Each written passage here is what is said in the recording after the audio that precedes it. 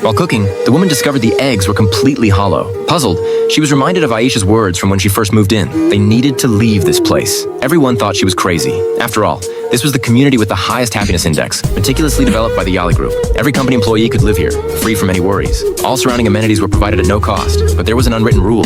No one could leave.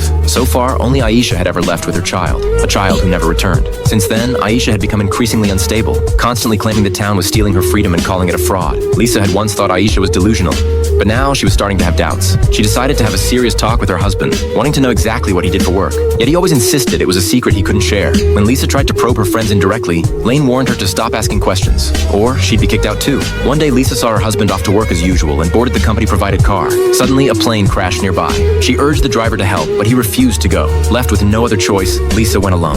Following the road, she reached the bottom of a mountain.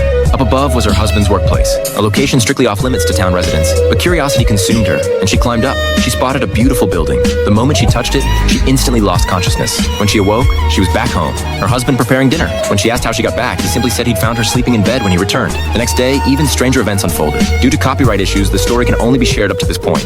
Those interested are encouraged to check out the original work.